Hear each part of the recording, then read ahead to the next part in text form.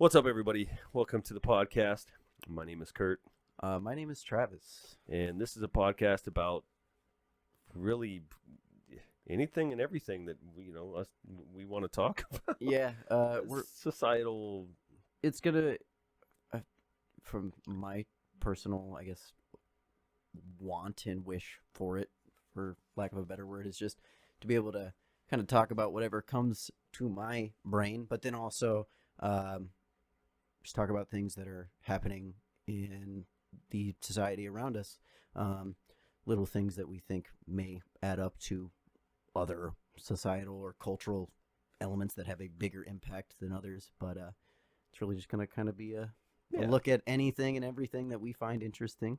I know we both kind of have like our own little niches and what we find enjoyable, And but we agree and we disagree on we some things. do agree. On a lot of things, And actually. yeah, we agree on quite a bit. In all honesty, I don't know if there's as Have far we as like what disagree on? what we've gotten into as far as like what we disagree on. I'm sure we could find something. Oh, I mean, when we I'm- get going on yeah, this, we I will, for sure. guarantee. Yeah. But that's also segueing kind of into the first overall topic Exactly. of the episode is just kind of being able to exist in a United States of America where it's okay and understood that you're gonna be disagreeing with somebody on a thing, at least at some point. Multiple Yeah, I was gonna things? say guaranteed one thing, if not a bunch of things, at some point in your lifetime living in this country. Heaven forbid. Yeah, God forbid. No, you get challenged. Yeah, you have to, I don't know, critically think. Oh no. Oh, no. Why would you want to, I don't know, engage the strongest muscle in your body? I digress. It's I I don't get it. I think we live in a cultural, in a societal space where people are scared. I know I've talked about this with you before, where people seem genuinely scared to talk about something that comes into their brain, or they have an opinion on something Because of fear of backlash, or yes, of for being, fear of canceled, or cancel culture Yeah. being a thing that we've all seen in practice on individuals in the country.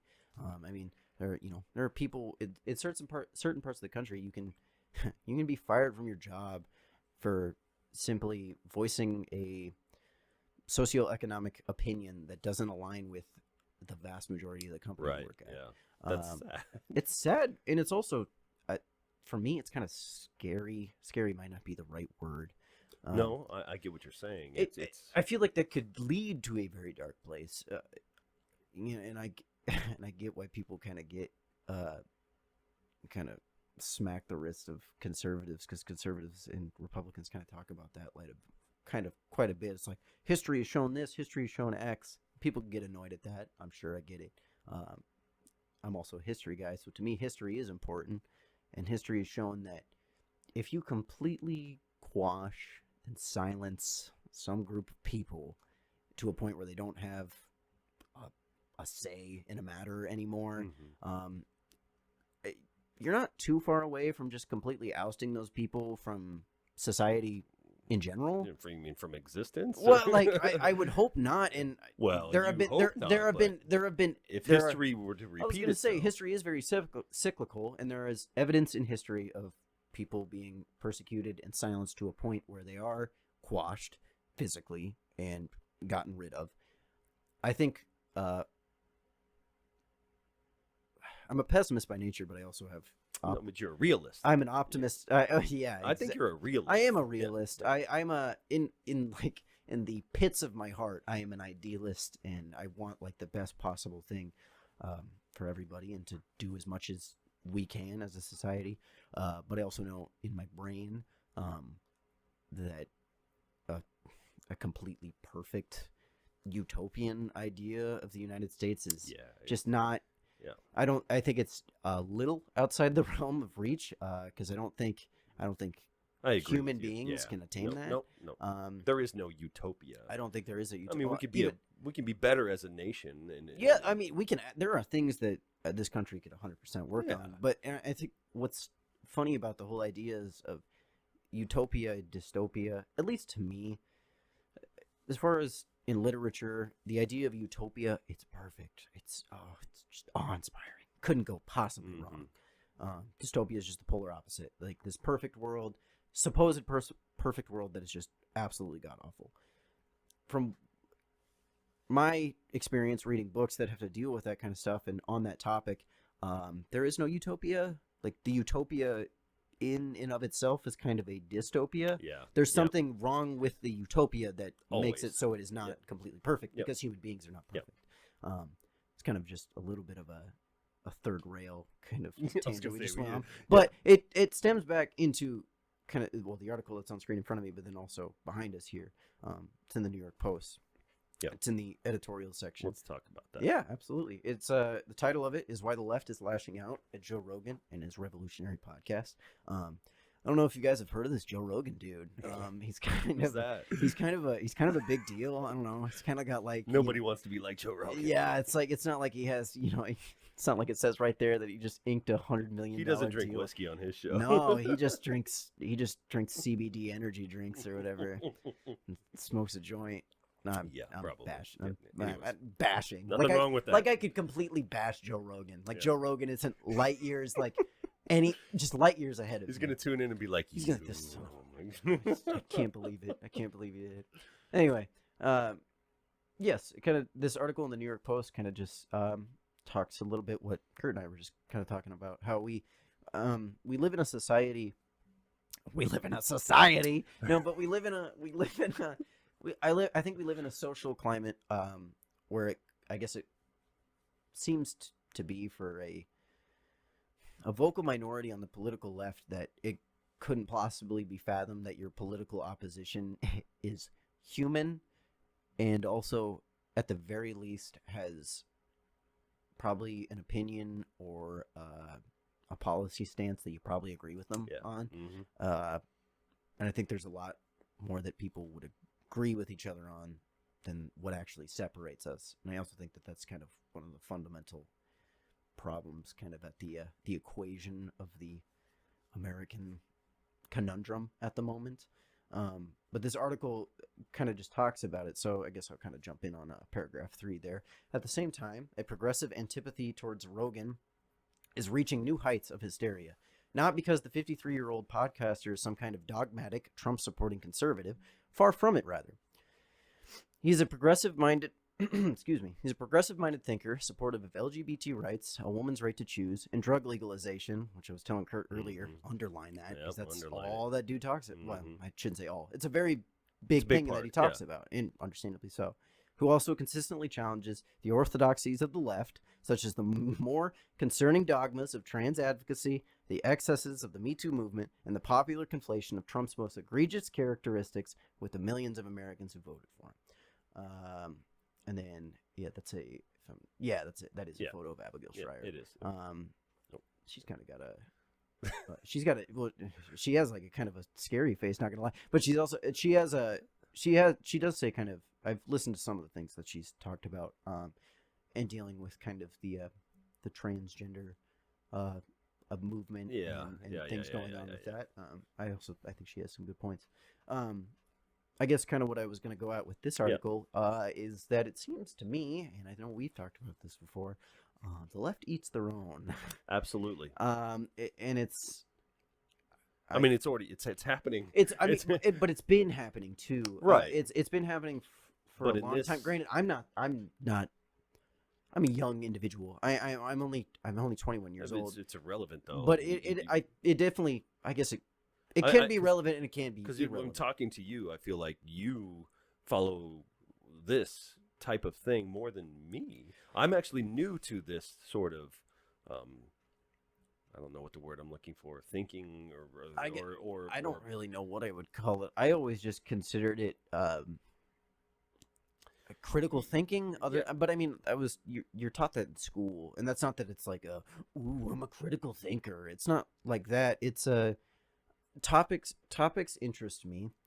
The way people think interests me a lot. I guess the way I would put it is I've recently become more aware of the things that are going on around me because before I lived in my own little world where I didn't pay attention to anything really. I didn't even care who was president. Didn't know who was president. Don't care who the local politicians were. Don't care what's happening outside of, and to an extent, I'm still kind of that way. Like I care, or I care about it, but not really to the point of where it consumes me. You know what I Oh, mean? 100%. I would recommend. I've just become more aware of the things and the importance that it has on my daily life. Mhm. So, Well, and there's a group of guys that I listen to. They have their own podcast, and they've talked about that before. Because one of them is, do you know the name of the podcast? well, I don't know if it's, I guess, still going.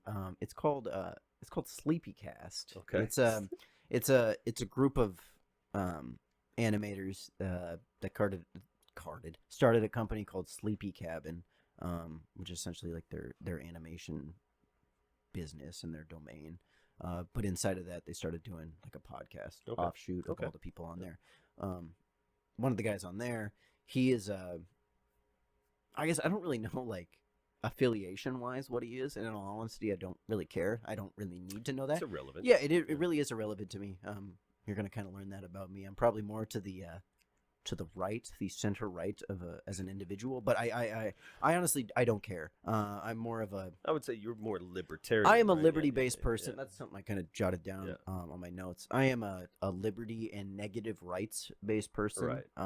And I think that's something that it's something everybody has, and it pre-exists the government and ourselves simply because of that.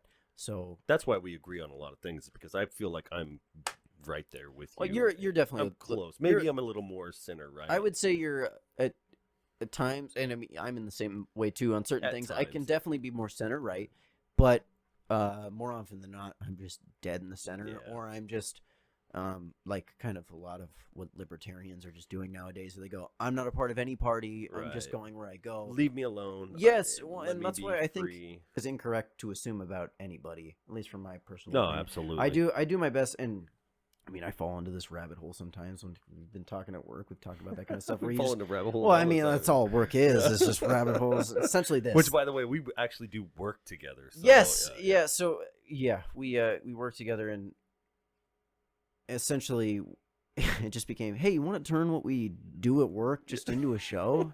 Why not? Why not? Yeah. I mean, it's enjoyable. We do this for 8 hours a day. 8 hours a day, and then it's interspersed with actual jobbings. Yeah. See, Oh, so, look at your hands from your shoes. yeah. Look at that. Nice and, I mean, you can't really see it. They're Yeah, nice no, and dusty yeah. and black. Good old. Oh my god. Yeah. Anyway, yeah, but Sorry. no, you're I fine. digress. Yeah, but kind of, I think my generation is going to be a very liberty and negative rights-based generation in the way that they perceive social policy, especially, but as well as economic policy. And I say social policy because, kind of going back to what we talk about, I don't understand why people are afraid to share their opinions anymore. I understand why they're afraid. I don't think they should be afraid. They shouldn't be They afraid. should not Exactly. be afraid. Yeah. No, I honestly don't think. Yeah. They Go ahead. shouldn't be afraid. You shouldn't be afraid. It's- I can understand. I'm going to say that a lot. Yeah. By the way, I can understand. And that's But I understand why certain people are afraid to share their viewpoints. Well, simply because what we were talking about. is it worth the backlash that they're going to get? Is it worth Maybe, the yeah, castigation yeah, and the backlash that you're going to get from simply sharing your opinion about something? But I also think that comes from the last 30 to 40 years, Yeah. telling people that, well, the 2016 election proved it entirely. It became you either hate Hillary Clinton Right. or you support the Hitler dude You're right. that's running Yeah. for the White House. I don't know if you knew this, Kurt. Oh, That's- my goodness. That's 2016. Hitler, I don't know if you heard about it, but that was the 2016 race. You realize that I've never voted up until. No, yeah, this I remember. year. I Yeah, remember us yeah. talking about that, which was, well, I guess real quick to that, and then we'll kind of get back to Yeah, it. yeah, It's yeah. like that was interesting to hear for me. One, because this was also the first presidential election I voted in. I voted in a. Because you couldn't have voted. I couldn't have either. voted in I couldn't have voted in 2016. I could vote in 2018. That was Right, the okay. first election. That was an off-year Yep. election. So I did for that one, and then this was my first presidential okay, election. yeah. And mine too. But yeah, Yeah. and that's And- exactly. and- but and- well, a lot of people for that, and Oh, for sure. and including some dead people. Yeah, Kurt, I yeah. don't know if you saw. Anyway, but You forgot about anyway, those guys. it was I definitely It's hearsay. it is hearsay. I think in 2016, the way I've heard it was that, and I think it's phrased very well, is that American politics has been dead. It's been dead. There's not like the idea of the uppity, well-rounded, well-mannered individual sitting up at the podium debating. You're not going to get the No, Lincoln Douglas it won't debates happen. anymore. Nope. You're not getting it. You're not getting it. You have a freak show is what you have anymore. You It's do. literally well, what you have. American politics just became kabuki It's theater. it's reality TV. It became It's- reality yeah, TV, yeah. especially now that we had a reality No. TV star as Yeah, president. That exactly. kind of certified it. I mean, don't get. Yeah, I'm not going to talk Yes, bad I'm on not. anyone, but I'm not yeah. going to talk bad on anybody, but or his like, policies. But well, exactly. But that's Mhm. what I'm saying is that like Donald Trump wasn't Yep. the he wasn't the ailment, he wasn't the cure either, but he was one of the side effects of telling.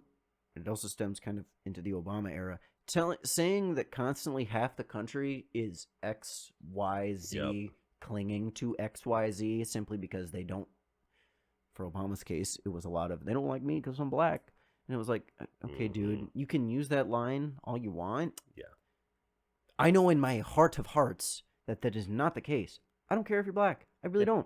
I care about your policy. I care about your policy. I think it's cool that we had a black president. Yeah, I absolutely. don't think there's a single American that's like, oh goddamn, I can't believe we let a black guy be president. I don't think there's a single No. person that would. And if they are, All it's for it. it's If some his policies are good. yes, and Yeah. that's what a lot of I shouldn't say a lot of the upper information voter, the voter that I guess has a bit more information or is clued in, knowledgeable, reads into a bit more of the world around him and what's going on. They're going to be a bit more informed, and I think those are the kind of people that should use their opinions and their critical thinking to go then decide to go out and vote and who to vote for. Right. I also, in an election like 2016 and 2020, it became, I don't like the other side, go vote. That's all it was. Go do it now. That's all it was. Go do it now. There was no. And I guess I don't have It's not like I have great policy. You should vote for me because of my policies. It was, we hate Donald Trump. It was, you should too. I don't like Donald Trump. Go vote. You wouldn't want. You don't want to be a Nazi, do you? You don't want to be a Nazi, or you don't want Commie Biden and Commie Harris in the White House See, too. and you're right. It went both ways. It was both went ways. And that's kind of why I usually end up kind of in that libertarian camp, because I'm like, I don't like to be boxed in.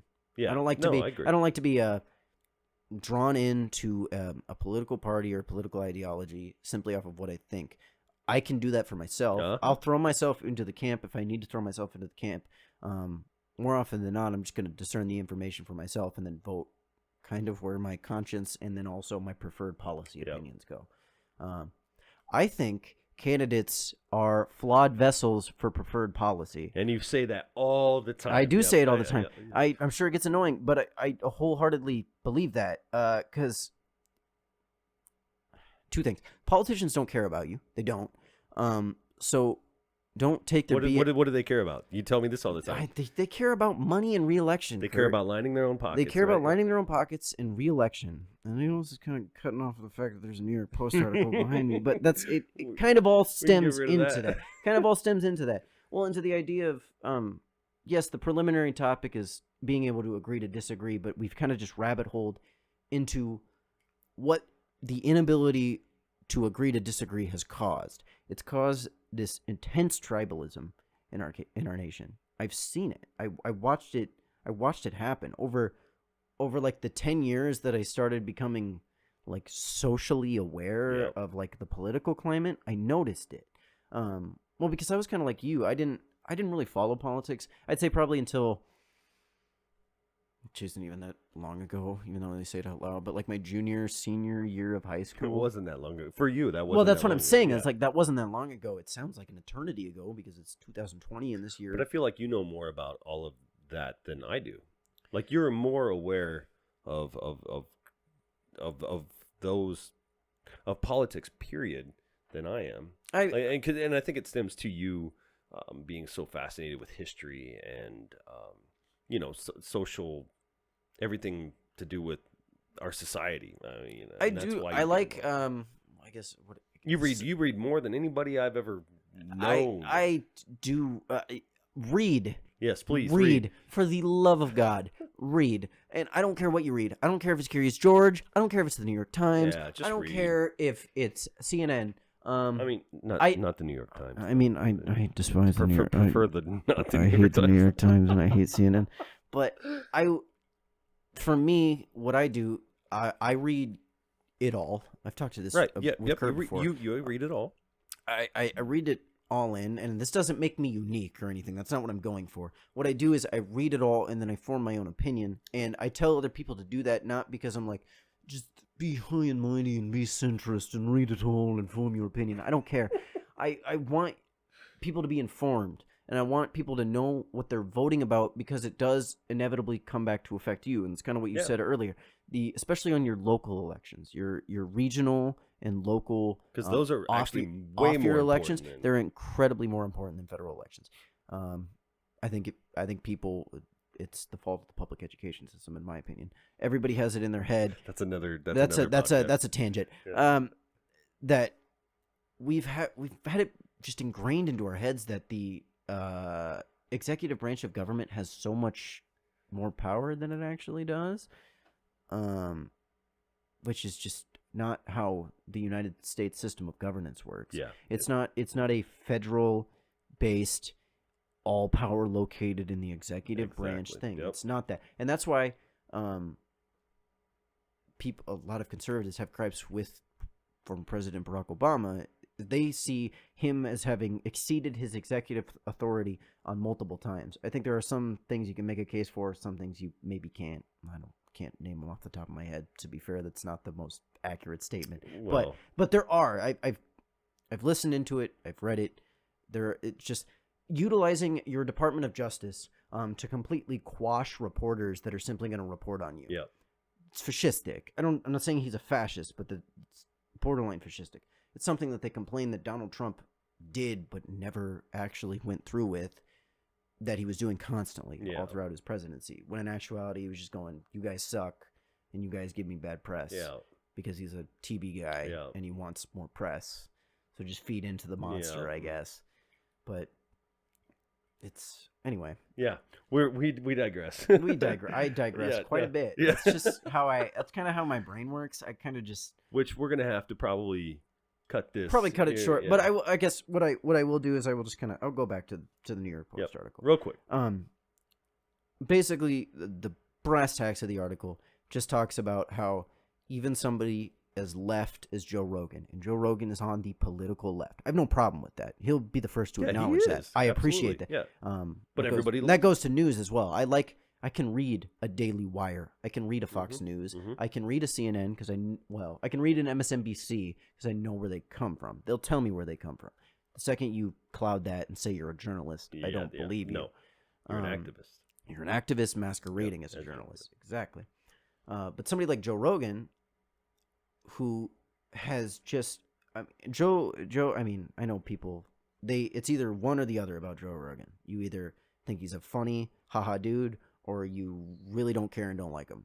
It's really one of the two, from what I have kind of garnered in talking to people about him. And from what I hear of the people that are like, I don't like him, is kind of what this article touched on, is that he's this bigoted transphobe or something. Man. And it's like, okay, you can say that all you want, but you clearly just haven't listened to the man talk. Because he's the furthest from that. And he'll be the first to tell you. The only time he has any problem with trans women or whatever is when they're dudes that became women are now fighting in the UFC and beating the hell out of women. Right. Yeah. That was the only time. Or sports in general. Or sports in general. That was the only football player. Yes, that was the only time he had made a remote comment. I think mostly about transgenderism, and then also just the topic of itself. Yep. But he's on the political left, and most of the radical left does not like him. Nope. Does not like him at Isn't all. that interesting? I think it is very interesting. it's kind of like what I said before. The radical left eats their own. Cancel culture has proved this. The second, hey, 4 years ago, you said something in a conference call that I really didn't like. I really didn't like it, like at all. Can you apologize for it? No. And then that's exactly what I would say. I would say no, because I guarantee you, I said it with no animus towards anybody. I was probably I offended you. I was probably being stupid. I was probably being young and dumb. I'll admit to that. But I'm not going to apologize because I wasn't trying to offend anybody. No. If you got offended, we can talk that out. Nope. But I wasn't going for offensive. That's Nope. not what I was doing. You were not. And I do care about other people's feelings, but not to the point of completely silencing my own views simply because of your feelings. you don't like what I have to That's say. not how the world works. It isn't how the world works. But I mean, We're slowly. more, I think we're slowly moving towards. like everybody says, facts don't care about your Well, feelings. let's just right? say there is a famous individual that says who says exactly that? that is good old conservative commentator Ben Shapiro. I'm a fan of Ben Shapiro. Me too.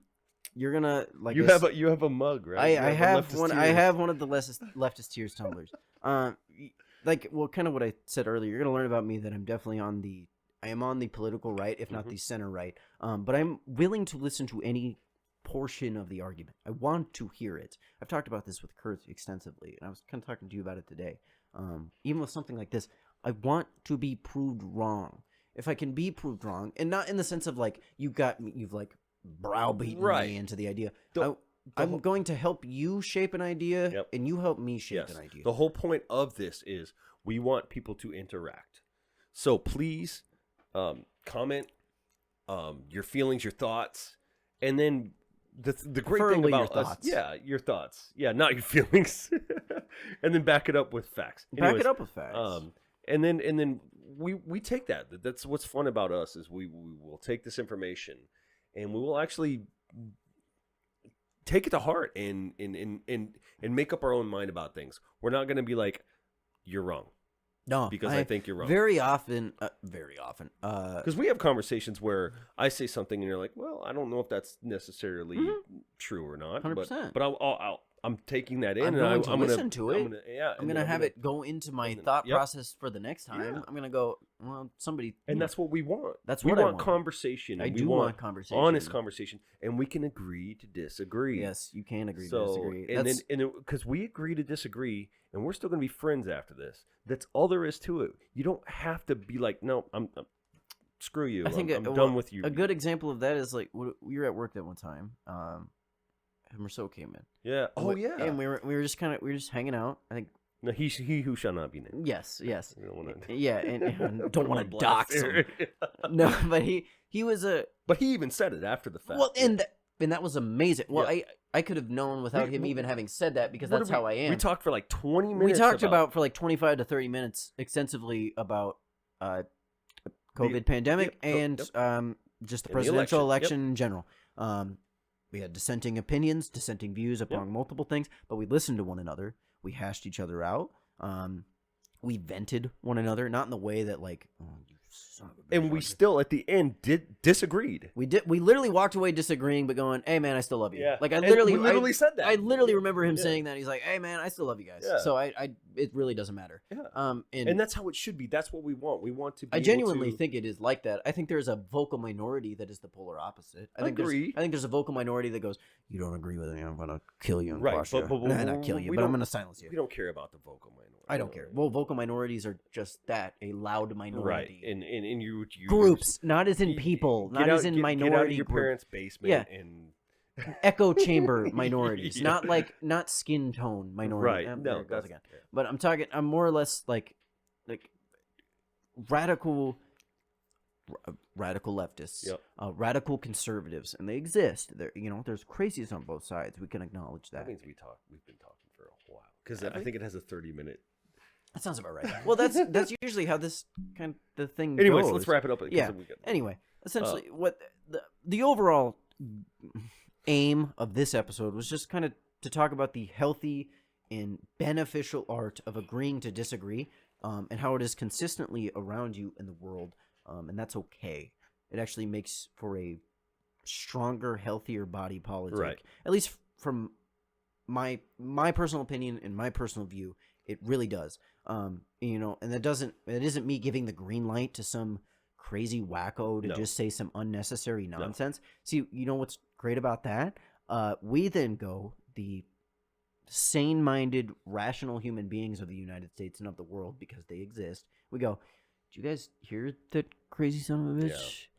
Let's not ever not- give him. Let's never put him in front of a microphone again. We do that, and What we mean is we can agree to disagree, and having the conversation will build a better society. It will build a better society. Because if we can talk it out and hash things out, then you'll be able to figure out and come to an agreement on things, or even if it's not an agreement, consensus it doesn't, of some kind. some sort of consensus, some meet in the middle, right? Just meet in the middle, and that's because that's what I think. A lot of, you know, you'll get some kind of establishment Republicans that might not think that, but for the most new age, younger Republicans, which I think is kind of funny that in like the House and Senate, there's a lot of young women. Yeah, a lot of women. Republicans. Well, how this election alone proved how many women in the House. Well, that, and then the fact that what is it? Democrats now have a two-seat majority in the House after Biden's pick for home, health and home security, something like that. Yeah. One of his appointees. Well, she was a representative. And she got yanked out. Yep. But anyways, that's essentially what it gets back to, is just the idea that understanding that because this is America, and inherently because of that, this country believes that you have rights that pre-exist the government body. Mm-hmm. You're going to think, you're going to have things that are unique to your thought process and your way of perceiving the world around you. And it's okay to have those opinions and to share them.